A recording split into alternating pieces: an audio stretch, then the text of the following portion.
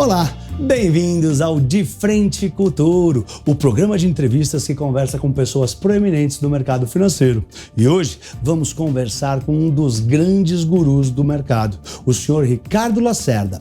Ele é diretor-presidente e sócio fundador do BR Partners Banco de Investimentos desde 2009. Foi chefe do Banco de Investimentos do Citigroup no Brasil de 2005 a 2009 e depois da América Latina inteira de 2007 a 2009. Antes, trabalhou no Goldman Sachs, onde ocupou os cargos de vice-presidente no Banco de Investimentos em Nova York de 96 a 2001, isso ele tinha 30 anos, e de diretor-presidente no Brasil de 2001 a 2006. Assumiu quando tinha só 33 anos. Ricardo se graduou em administração de empresas e tem pós-graduação em finanças. E como se não desse para melhorar esse currículo, ele ainda é mestre em finanças pela Columbia University de Nova York.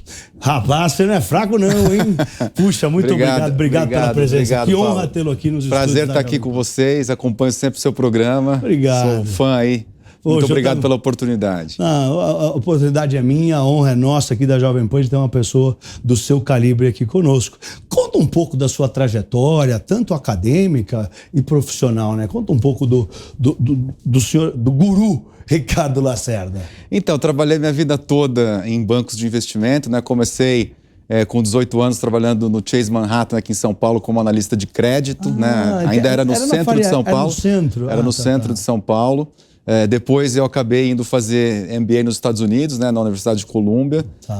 Me formei lá e fiquei no Goldman Sachs por mais vários anos lá nos Estados Unidos. E aí me pediram para mudar para o Brasil para assumir a presidência do banco aqui, onde eu fiquei por mais 4 anos antes de ir para o Citigroup, onde eu fui o chefe do Banco de Investimento aqui no Brasil e depois acumulei a posição na América Latina. Muito legal, né, para o telespectador nosso que está vendo, o Goldman Sachs é o principal banco de investimento dos Estados Unidos, ou seja, o principal banco de investimento do mundo, né? Assim, as pessoas reconhecem o Goldman como uma das instituições, né, mais nobres que tem, então é realmente algo muito importante. Parabéns. Muito obrigado.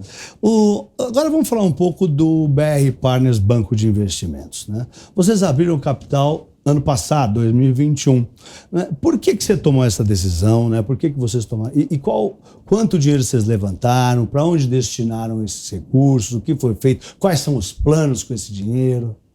Então, a gente fez o nosso IPO em junho de 2021, depois de 2 tentativas frustradas, né, com toda aquela volatilidade do mercado. A gente teve uma tentativa no ano anterior e o mercado acabou fechando. Depois a gente voltou, mas um pouco antes. Você tentou no ano do Covid, né? Exato. Chegou o Covid, que aí fechou a janela. Aí fechou a janela, depois a gente acabou voltando e finalmente concluímos com muito sucesso a operação em junho de 2021. Levantamos 400 milhões de reais e foi realmente um capital fundamental para transformar a nossa empresa, né? A gente é um banco de investimento, a maior parte das nossas receitas são receitas de serviços, então elas não demandam tanto capital, mas também nós temos um lado da nossa atividade que demanda muito capital, que é onde a gente faz operações de mercado de capitais. A gente emite títulos, distribui para clientes, mas também retém uma parcela importante no nosso balanço. E por isso, esse IPO foi tão fundamental para transformar a nossa empresa e colocá-la num patamar muito acima do que a gente vinha antes. Que legal, que legal. Onde é a sede? O escritório? Na Faria Lima, Lima, esquina com a Tabapuã. Eu sei ali onde é, E você foi um grande entusiasta, né, da agenda do ministro Paulo Guedes, né, principalmente, claro, no que tange às privatizações, né? E a BR Partners, né, o BR Partners, tem grande interesse nas privatizações, é claro. Né? Você acha que essa agenda de reformas, né, pode avançar mesmo no ano de eleição? Porque está um pouco diferente essa eleição, né? Olha, eu acho que a agenda de redução do tamanho de Estado como um todo, né, que isso inclui privatização, desburocratização, redução do poder de estruturas sindicais, a reforma administrativa, é o ponto mais fundamental que a gente tem para a economia poder retomar um ritmo de crescimento sustentável. Eu acho que esse peso que o Estado grande, ineficiente, traz sobre o Brasil é um dos nossos maiores problemas e é algo que esse governo se propõe a tentar resolver e a ajudar. Eu acho que está caminhando muito bem.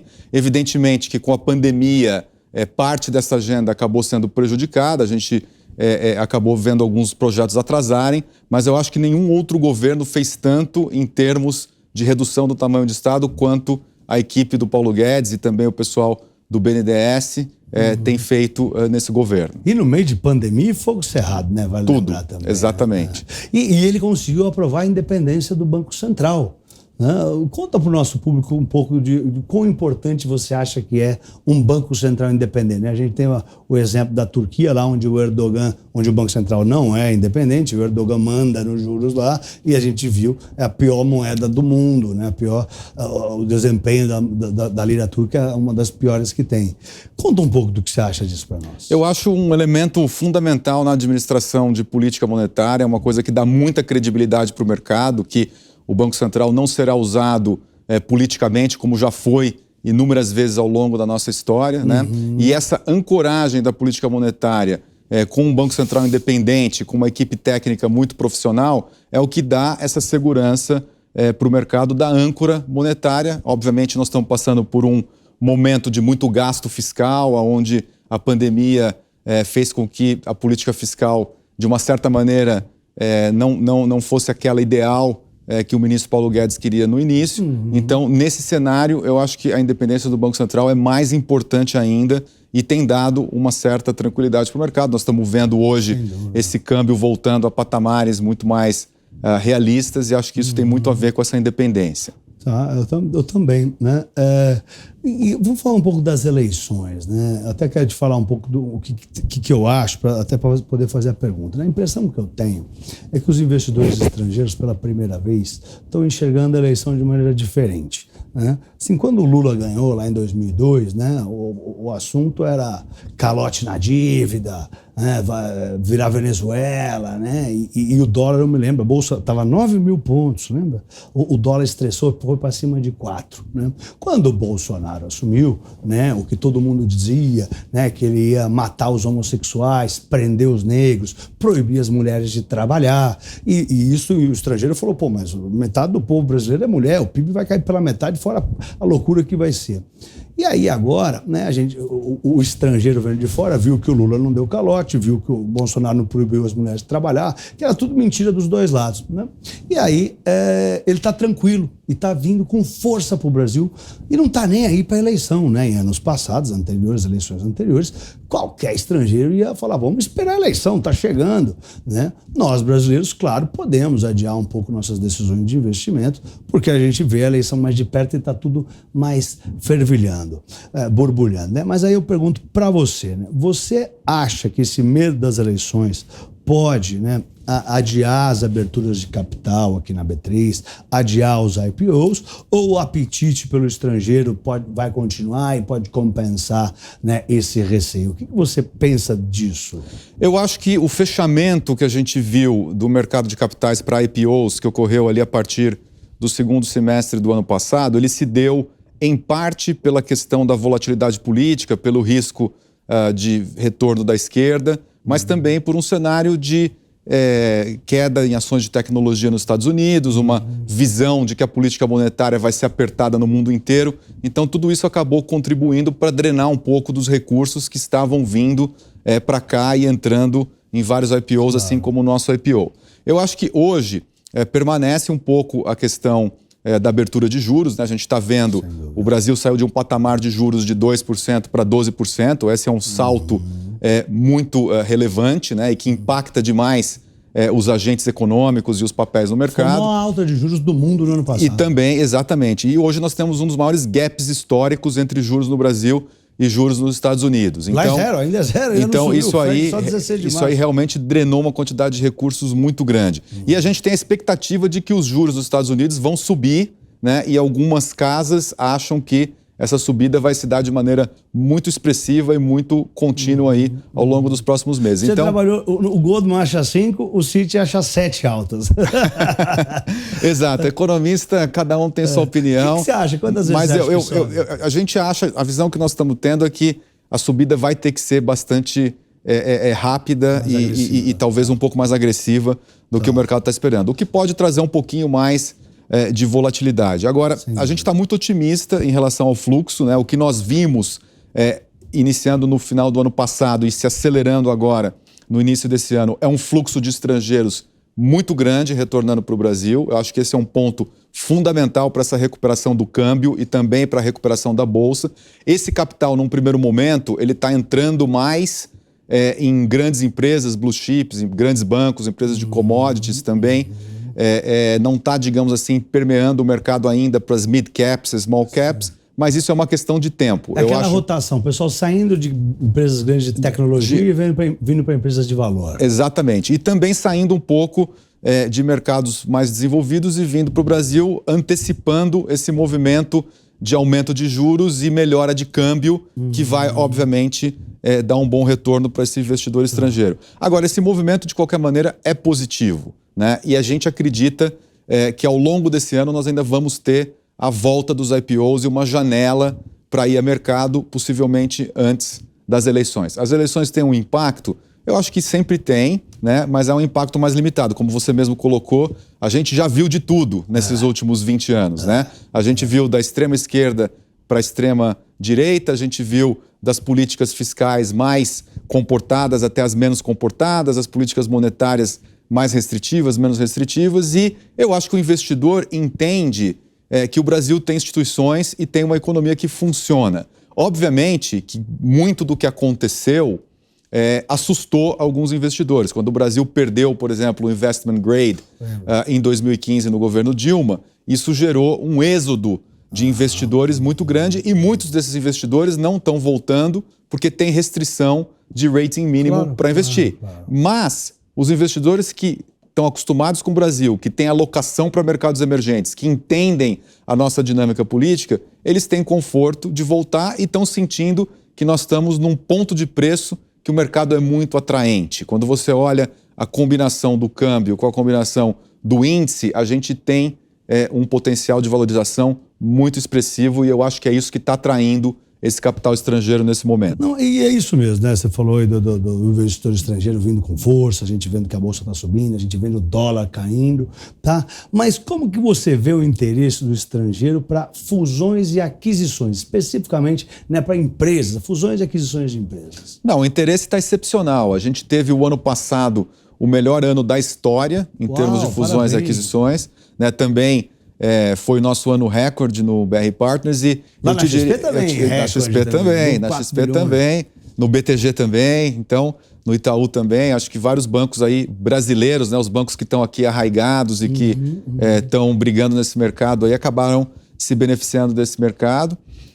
Eu acho que a gente hoje tem um cenário ligeiramente mais fraco do que a gente teve no pico do ano passado, mas se você pegar a minha carreira de 35 anos fazendo isso, eu diria que o melhor momento que eu vi foi entre o segundo e o terceiro trimestre de 2021. Caramba! E o segundo melhor momento é agora, né?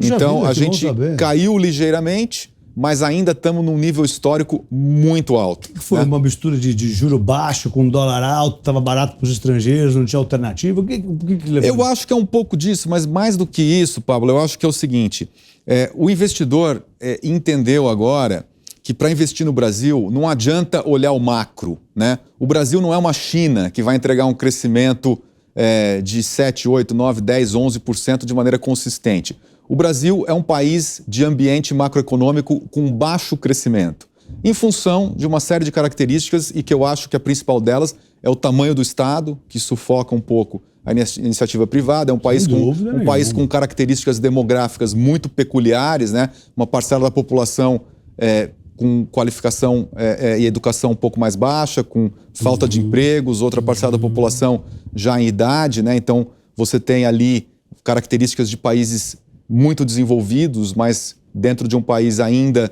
em desenvolvimento. Então, isso se configura num cenário de baixo crescimento. Mas dentro desse baixo crescimento, o Brasil tem uma coisa muito importante que é a mobilidade do empreendedor. Então, você olhando os diferentes setores, você deve ver isso, na XP vocês devem ver isso também. Eu que trabalho com isso há muitos anos, toda semana eu conheço um novo empreendedor, alguém que é um bilionário, que fez uma empresa que saiu do nada e se transformou numa grande empresa, porque o Brasil oferece essa mobilidade ao empreendedor, oferece a oportunidade de se criar riqueza criando negócios, criando empresas e gerindo bem os negócios. Isso dá muita oportunidade e isso atrai muito o capital estrangeiro também. E é verdade, você falou que é um grande momento, você está sentindo aí no tempo da sua carreira ser um grande momento, e é verdade, está tendo uma explosão de empreendedorismo mesmo. Incrível. E a gente tem aquele ditado, né? Em tempos de crise, uns choram e outros vendem lenço, né?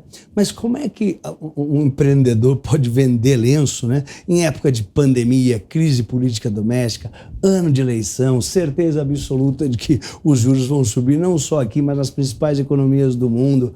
Como que a gente vende lenço? Como é que a gente se reinventa? Exato. Eu acho que a pandemia, quando ela veio, causou um choque, né? Ali, março, abril de 2020, parou tudo, você viu uma queda brutal na Bolsa. Não tinha nada na rua, não tinha ninguém. Bolsa caiu para 60 mil pontos. E em seguida, o que a gente viu? Quem que poderia, digamos assim, ter uma performance melhor dentro desse novo cenário de pandemia? Então, foram empresas que estavam mais capitalizadas, empresas que tinham investido no canal digital, empresas de varejo que estavam bem posicionadas ali também se favoreceram, né? Empresas de serviços que se adaptaram muito rapidamente a essa nova condição, né? Eu posso te dizer que eu tenho 35 anos de vida profissional, eu nunca trabalhei tanto quanto na pandemia, porque antes você ia até o cliente, você parava, tomava um café, você marcava um almoço, aí durante a pandemia ficou só zoom, um atrás do outro, e aí você ia o dia inteiro com esse você mistura sistema. O remoto, você está em casa, você tem que trabalhar. Exato. Tem que trabalhar o tempo você acaba todo. Trabalhando o tempo todo. Antigamente você ia para casa e está em casa. Então isso aí acabou aumentando a produtividade de alguns setores e acabou favorecendo quem estava, digamos assim, mais preparado dentro desse lado digital e também, obviamente, os setores aí que não dependem tanto da questão da mobilidade, né, como a parte de viagens, de entretenimento. Isso são setores que acabaram sofrendo muito em função disso. Sem dúvida. E como que você mantém o engajamento? Aliás, lá na BR Partners, o pessoal ficou home office, tá aí, foi híbrido, no momento como está. E como é que você mantém o engajamento, né, dos funcionários? Então, nos momentos de crise, a gente acabou mantendo no escritório apenas o essencial. Como a gente é uma instituição financeira, a gente é um banco, a gente tem que funcionar ao longo do dia, tem que ter o pessoal de tecnologia, tem que ter as pessoas que garantem a continuidade do negócio, aconteça o que acontecer ali, né? Então tem toda uma contingência e tem um número de pessoas que tinha que frequentar o escritório de qualquer maneira. A gente chegou aí com 15% a 20% diariamente, né? Hoje inverteu, a gente está próximo de 80%, né? Mas, por exemplo, na virada do ano que teve aquele surto de Omicron, a gente também acabou reduzindo e aí a gente faz com que só as pessoas essenciais estejam novamente no escritório. Manter o engajamento depende muito, né? Para pessoas que são mais experientes, que já fazem esse trabalho há mais tempo, eu diria que o home office até facilita, porque você chega lá, liga o seu computador, liga o seu celular, você consegue ser muito mais produtivo, você não precisa estar se locomovendo. Eu acho que aonde pega um pouco são as pessoas mais novas, que estão começando a trabalhar e que estão se engajando e que precisam daquela experiência pessoal, presencial. Como é que o estagiário vai crescer se não fala com ninguém? Para absorver a cultura, né? Para absorver a cultura. Claro. Então nós tivemos, por exemplo, ao longo da pandemia, a gente tem vários programas de estágio, né, para o pessoal que está na faculdade, mas também temos alguns programas ali que a gente chama de programa de verão, que é nas férias, né? Que a pessoa às vezes trabalha 2 semanas, 3 semanas, 4 semanas, e a gente chegou a ter esse tipo de programa no ano passado totalmente virtual. Então, ou seja, a pessoa fez um estágio com a gente, mas nunca colocou o pé na empresa. Então isso é curioso, é bem diferente mesmo. Muito curioso. E a sustentabilidade ambiental está em pauta dos principais bancos centrais do mundo, né? E bancos também como o BR Partners. Como é que você se engajou nesse esforço da sustentabilidade? Olha, a gente desde o início a gente está engajado nisso, né? Então, só para te dar um exemplo, nós já começamos a nossa empresa em 2009 como uma empresa auditada com investidores financeiros, né, que nomearam também representantes, então tinha toda uma governança ali de conselho e de, digamos assim, ter que dar satisfação para esses investidores, ter os balanços auditados. Então, na parte de governança, a gente, desde o nosso momento zero, a gente evoluiu com isso. Na parte de meio ambiente, evidentemente nós somos uma empresa de serviços, um banco, então o nosso impacto em termos de ESG é um pouco mais limitado. Claro. Mas mesmo assim, a gente adota práticas, né? Junto a nossos clientes. Então, a gente tem todo um questionário de ESG quando a gente vai dar crédito, quando a gente vai fazer um cadastro de um cliente. Importante. A gente aderiu. Propaga, né? Exato, você propaga e você faz com que o sistema fique mais exigente em relação a isso. Né? E aí a gente aderiu a protocolos da ONU. Ano passado, a gente também adquiriu créditos de carbono que compensam, mais do que compensam todo o nosso uso. Né? E na parte social, a gente faz vários eventos. Né? Então, a gente, todo ano, todos os profissionais podem levar projetos, né? Eles vão desde ajuda a orfanatos, a hospitais, ao esporte, né? A cultura. E aí todo mundo leva os seus projetos. Nós temos um comitê e as pessoas elegem as melhores opções e a gente destina os recursos para ajudar esses projetos todos. Que legal, parabéns, viu? Parabéns. Obrigado. Voltando um pouco no empreendedorismo, né? A gente estava falando, né, de empreendedorismo, depois você contou um pouco do banco. Como é que é possível, né? A gente está vendo essa explosão, mas aí o espectador está em casa e está falando, pô, mas eu trabalho em tal lugar, como é que eu vou? Como é que é possível ter uma cabeça de empreendedor, né, trabalhando numa empresa, de dentro de uma empresa? E não sei se algum dia você pensou em carreira solo? Olha, então, eu acho que eu fiz essa transição, né, de uma pessoa que se formou na faculdade, sempre trabalhou em grandes instituições, ocupei cargos altos nessas instituições e aí num determinado momento eu resolvi fazer o meu voo solo e o BR Partners foi o meu voo solo. Claro. Então eu peguei, fui falar com pessoas para levantar capital, porque eu não tinha o capital para montar o banco. Consegui 10 investidores, né, que são 10 famílias brasileiras que colocaram 10 milhões de reais cada um, nos deram 100 milhões e a gente pôde começar o negócio. E aí, com todos os sócios, a gente acabou montando e trazendo. Parabéns. E é um trabalho assim, fascinante e, ao mesmo tempo, muito desafiador, porque você saiu de uma cultura onde tudo tem uma estrutura, as coisas acontecem, para uma estrutura onde você tem que fazer acontecer, exige você virar uma chave e você realmente focar nas outras coisas, né? E acho que a gente acabou fazendo isso com sucesso, né? Tanto que BR Partners hoje é uma história de sucesso, teve claro, um retorno aí histórico acima de 25%, conseguimos fazer o nosso IPO, temos conseguido entregar até um pouco mais do que o mercado esperava, então isso é muito positivo. Acima das expectativas. Mas o Brasil, como eu falei, não é só BR Partners, acho que tem histórias fantásticas de empreendedorismo, né? A gente toda semana conhece um empreendedor novo.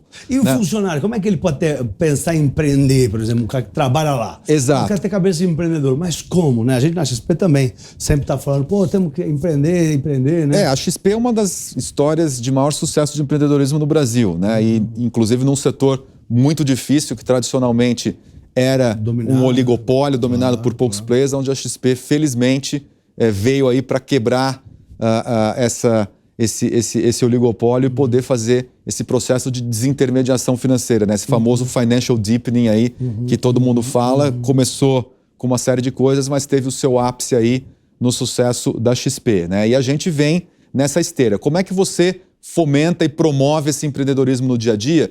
A gente, no BR Partners, nós temos hoje 22 sócios, né? Entre 150 pessoas. Então, é um percentual razoável ali, 15% das pessoas são sócias. E a remuneração, a responsabilidade, ela está mais concentrada no nível dos sócios. Então, todo mundo almeja ser sócio. Esse é o grande sonho da pessoa que começa a carreira com a gente. E a gente mostra que quem é sócio tem que ter cabeça de empreendedor, tem que ter cabeça de dono, tem que tocar a empresa como se não apenas fosse sua, né? Como se fosse uma extensão da própria pessoa, uma extensão da casa, para ter um cuidado muito grande. Então, eu acho que essa cultura é muito importante para o sucesso do negócio. Muito importante mesmo. Acho que a XP tem a cabeça bem parecida no nosso modelo lá também.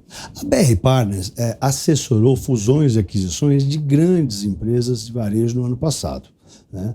Você considera que o varejo foi o setor vencedor nesse ano castigado pela pandemia? E como que as grandes redes, né, se viraram, né, durante a pandemia e por que algumas se destacaram mais do que outras?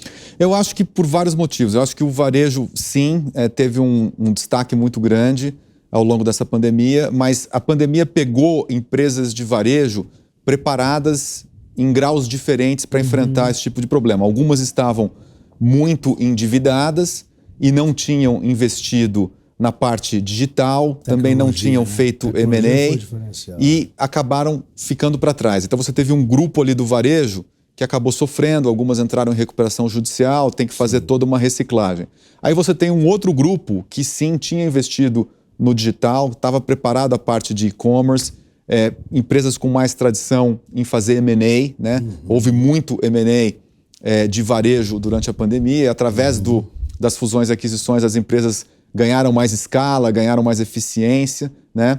E também estavam capitalizadas. Então, quando eu olho o espectro das companhias de varejo que ganharam ou que perderam, as que estavam mais capitalizadas, tinham investido mais em tecnologia e estavam mais habituadas a fusões e aquisições, foram os grandes vencedores, enquanto que as que não estavam no mesmo estágio acabaram ficando um pouco para trás. Que legal, muito bom. A gente está chegando aqui no fim desse bate-papo, está sendo maravilhoso. Obrigado pelos ensinamentos. E estamos chegando numa parte daqui do nosso De Frente com o Touro, que chama Bate-Touro, onde eu falo uma palavra para você e você me fala o que vier na sua cabeça, tá? E é rápido. Então vamos lá. Um ídolo. Roger Federer. Uma viagem. Egito. Um sonho. BR Partners se tornar 10% da XP ou do BTG. Um erro para não ser repetido. Deixar de acreditar. Um guru. Michael Bloomberg. Que legal. Pô, Lacerda, que honra ter você aqui. Muito obrigado. Todo meu. Viu? E você, né, de casa, espero que você tenha aproveitado a conversa com o Ricardo Lacerda. É ensinamento do começo ao fim, né? Assista de novo se te interessar, senão a gente se vê no De Frente com o Touro que vem. Obrigado demais, viu, Lacerda? Viu? A honra ter você aqui. E vai, Torinho! Vai, Torinho! Valeu, turma! Tchau, tchau! Até a próxima!